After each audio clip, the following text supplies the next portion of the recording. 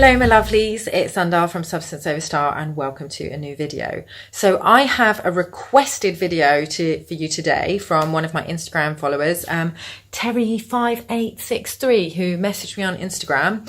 I had, if you follow me on Instagram, you'll know that I have been in Bali for a while, in Ubud, which in Bahasa Indonesia means medicine. So it's where a lot of people come for kind of spiritual healing and cleansing, detoxing and all that kind of stuff. So yeah, it's got a really spiritual energy. It's a beautiful place in the jungle and, very misty. And yeah, there's a really big conscious community of healers and stuff. So I had posted a picture taken from a local restaurant here called Nine Angels Warung. It's a vegan cooperative.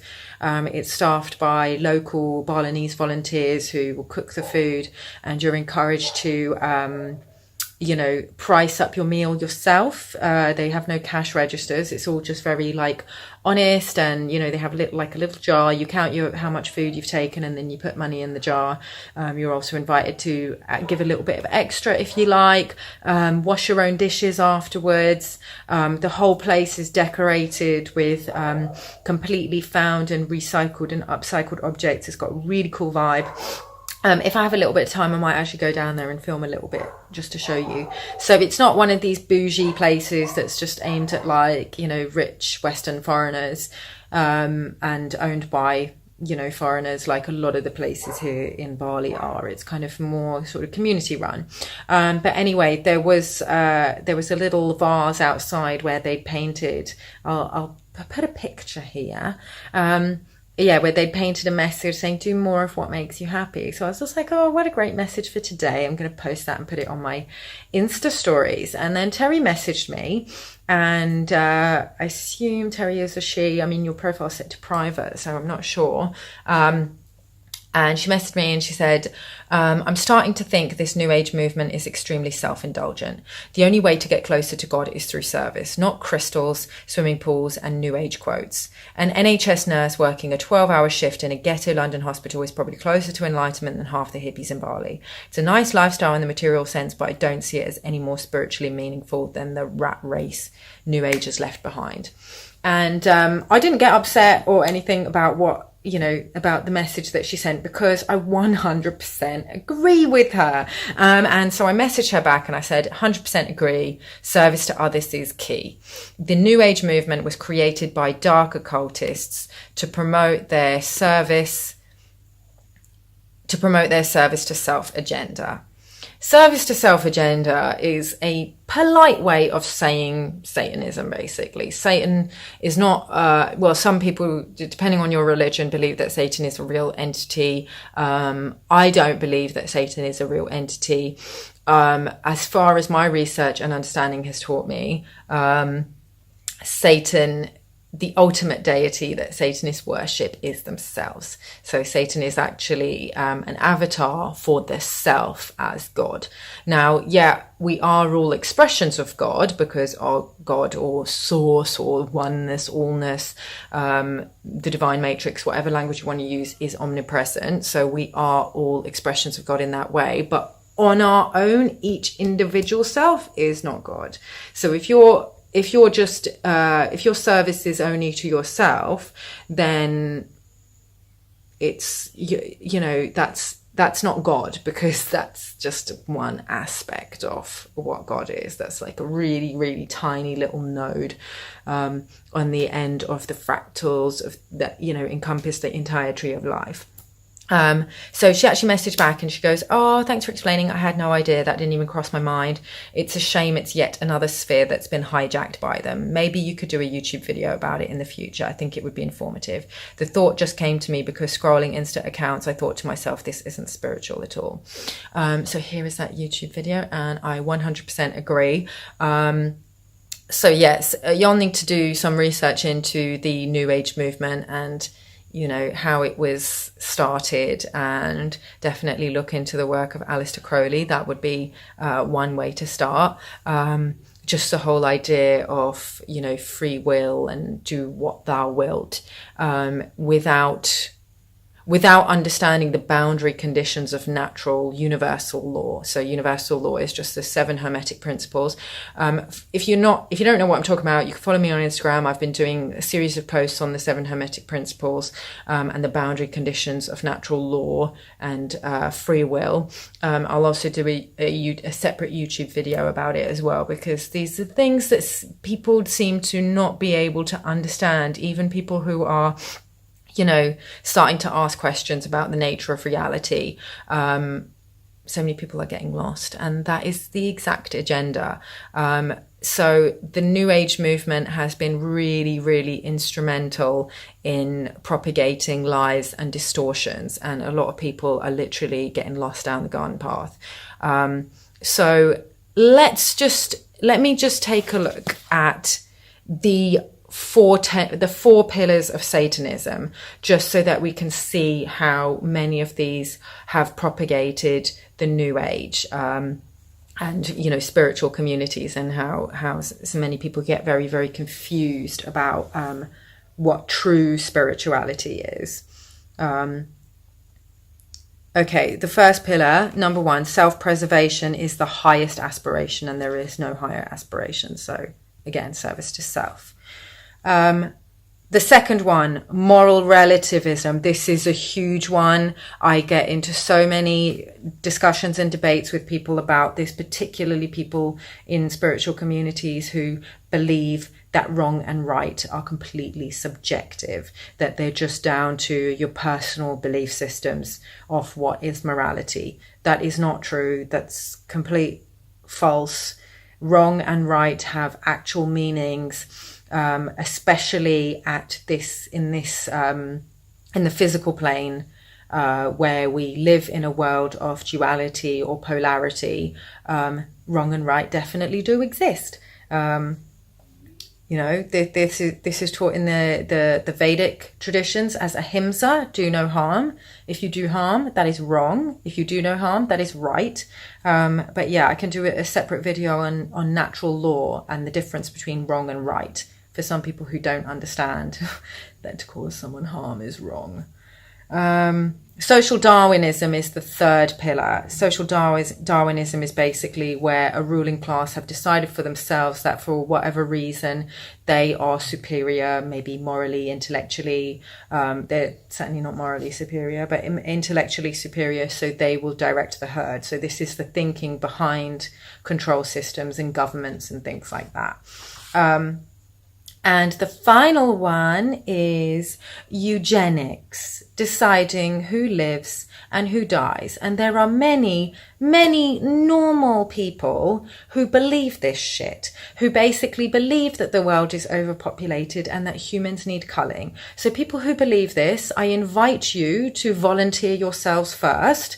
Otherwise, I don't want to hear it. Like, human beings do not need culling. Like, we're not overpopulated. We're just crammed into human farms called cities so that we can keep running on this rat race. Now, I do agree with what Terry was saying, that sometimes the real work is done in the trenches of the rat race. So, you know, nurses who work for the NHS, even though I have massive reservations about, you know, the allopathic medicine and the whole big pharma complex. But having said that, when I got injured in a motorcycle accident, you know, the NHS were absolutely wonderful. Dealing with other issues like mental health, which is generally caused by, you know, childhood trauma or epigenetic trauma, they're absolutely useless at dealing with. And this is where people go searching. So that's why you'll see so many people here in Ubud who are seeking.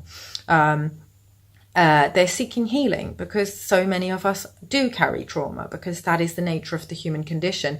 We live in a system of feudalism, of slavery, where narcissism is running rampant, and people have deep, deep wounds. And, you know, I talked about this before in my video, You Are Enough. Stop Feeding the Archons, which I'll put a link to, that it's very, very common. We've been completely lied to as a society about who we are, what our true potential is. And we all have these thoughts running in our heads that we're not good enough. And these thoughts are what feed thought forms or whatever you want to call them, thought forms, interdimensional parasites, archons. Some people call them archons, but the etymological origins of the word archon means leaders. So, you know, this word just comes from the idea that we were created, we were genetically engineered as a slave species to be, you know, farmed for our energy. So, you know, these people created us, so we're basically being farmed like animals, like chickens in a coop. If you want to believe that they're your leaders, that's totally fine. If you want to call them archons, but I think that gives them more power, and we're more powerful than that. Once we recognize our power, we are more powerful than that. Now, I totally get what Terry is saying. There are a lot of people who believe this new age garbage that I've just listed. I also am going to put a link in the description box below to Mark Passio's seminar on new age deceptions, and he's posted 15 new age deceptions that are commonly espoused by people in the new age, and that, you know, I see it a lot. It frustrates me. People need to be educated about the truth, and what's really going on here, and what the agenda is, and what they want you believing. So you need to do some further research on that. I might do some of my own videos, kind of putting it in bite-sized chunks, but I encourage you all to just go straight to the source and go straight to Mark Passio's work, because he's, you know, this is his life work, and so he's really put in the time and the energy to de-occulting this information. So yeah, like, but I do want to kind of say, in defense of this place, a lot of people come here for healing, and they come here, there's nothing wrong with service to self up to a point, not as the highest, you know, pillar, and there is nothing above that, but service to self is important if you're going to serve others. Because if you're wounded, if you still carry a lot of trauma and you haven't worked on it, you got no business serving other people, you got no business healing other people. And I see a lot of that here. I see a lot of people who, they've started to do the work, and they've started to awaken, and they've gone, I want to exit the matrix. I want to exit this rat race. How can I do it? Okay, I might become a healer. But they're still perpetuating the same system of slavery, because they're using some skills that they've learned to try and make money from people's wounds and from people's desperation. So they're still narcissistically, parasitically feeding off the whole feudalistic structure, because they haven't understood the underlying causal factors of why we're in this mess. Like, they haven't looked at the financial system and how that operates. Now, I'm not saying that healers should not be charging for their services, because I absolutely believe that there should be a fair energy exchange when people are doing this kind of work. Because if you are a healer, then you're putting a lot of energy into doing the study and the training and all of that stuff, and you should be fairly compensated.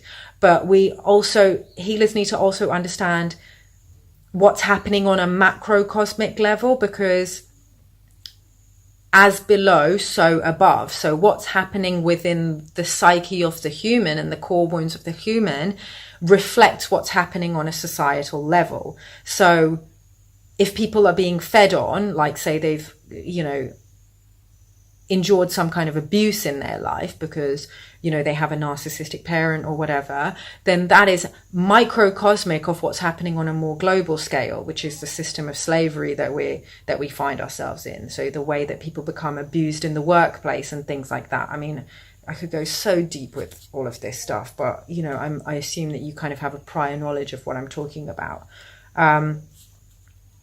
So people kind of need to understand what's happening with that, and work not just to heal the human spirit, but to heal what's happening with the collective as well. But I mean, the thing is, you can't expect that everybody's going to be able to do everything. Like, every person has a different role to play in the shift. So some people are going to work on just, you know, healing epigenetic trauma. Some people work on healing sexual trauma. You know, some people work on, you know, understanding the legal system and maritime law and all of that stuff, and are educating people about that. So these people are all kind of healing different aspects of what's happening within the collective, but in a different way. So I understand that people are bringing their own wounds and their own distortions to, you know, spiritual communities. But we also have to be understanding of the fact that not everybody knows everything, and not everybody has healed everything, and we still should be allowed to do the work that we came here to do, you know, without being too harsh on each other, but just expect better from each other. So I get what she's saying, that, you know, some of it is not really that spiritual. Nobody here is better than people who are still stuck in the rat race at all. We're all doing the work, you know, whatever that work is. And for some people, the work is just healing themselves and then sharing that journey with others, so to inspire others to kind of follow their lead. And that's okay. That's also okay. It's not about showing off. It's about giving people permission to step into their own power. But, you know, the whole idea of what is spiritual anyway, like, you know, a demon is spiritual. Satanists are spiritual. They're involved in some very spiritual, you know, black magic practices. But they're service to self. They're not service to the collective. They move towards the dark rather than move towards the positive polarity, which is love rather than fear. So, you know, if you're going to believe that morality is subjective, and, you know, let's not get into duality and everything is divine, you can believe that. But if you want to serve the dark, go ahead and serve the dark. But that's, personally, you're in the wrong. You're on the wrong side of history, because that's what wrong means by definition of the word. And personally, I think people should start moving towards the light. But maybe that's just me being judgmental. But that's how I define spirituality. You're moving towards the positive polarity. You're moving towards unity consciousness, and you're always seeking truth. None of this like, let's not judge other people. We should be compassionate to everybody. You can be compassionate to people, but you should also be able to identify the difference between wrong and right. That's common sense. That's what consciousness is. Being conscious of the difference between wrong and right. Anyway. So yeah, I'm gonna keep it there. It's under 20 minutes right now, so I don't want to ramble on too much. But yeah, let me know your thoughts in the comment box below. I love hearing from you guys. We always have some cool discussions. And if you've got any more ideas for other videos, I've got a list of videos that I want to make, which I'm trying to fit in with all the other work that I'm doing. But yeah, feel free to suggest something if you want to know, you know, my thoughts and perspectives on a certain topic, because I find that that's actually really helps me focus, you know, my thoughts, which are otherwise out here, and find it very difficult to contain them. But yeah, thank you so much for suggesting that video, Terry, and I hope you guys enjoyed this, and I will see you in the next video. You're introduced to LSD, and unless you've taken some other drug, like for instance, like marijuana or something, well, you know, it's an altogether new thing. And you actually can have a religious experience